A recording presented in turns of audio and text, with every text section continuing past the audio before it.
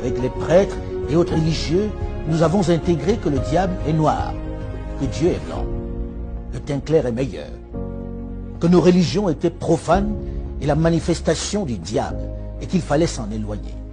La plupart d'entre nous avons intégré que nous sommes moins intelligents que le blanc.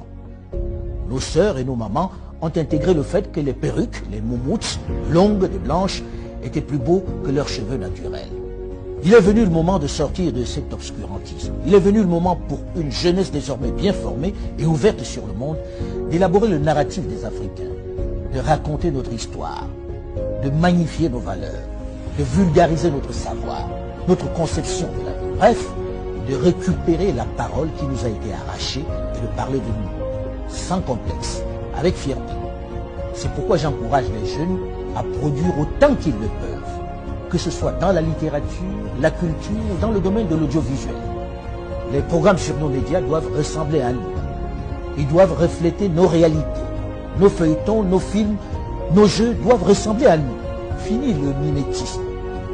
Dans le même temps, mon travail à l'international m'a permis au fil de toutes ces années de me rendre à l'évidence à quel point notre continent, pourtant si riche en ressources humaines et minières, souffre d'un mal chronique, l'absence de leadership de qualité qui puisse impulser le développement. Pendant longtemps, les diplômés, les cadres se sont trop contentés de gagner leur vie dans de grosses structures, abandonnant trop souvent à des aventuriers, des voyous de tout poil la gestion de notre bien commun. Des politiques sans vergogne qui se sont enrichis, plongeant nos pays dans l'abîme et le chaos. Il devient urgent pour cette jeunesse bien formée, avec de vrais rêves et de réels potentiels, de s'engager en politique pour donner un cap à nos territoires.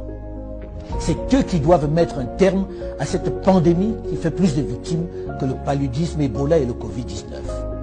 Il faut s'engager en masse en politique et travailler à changer les paradigmes.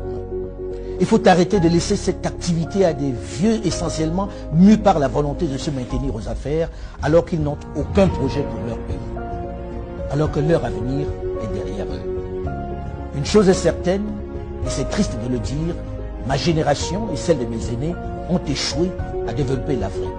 Mais vous, les plus jeunes, aurez moins d'excuses, puisque vous avez les armes pour renverser la vapeur. La balle est dans votre camp.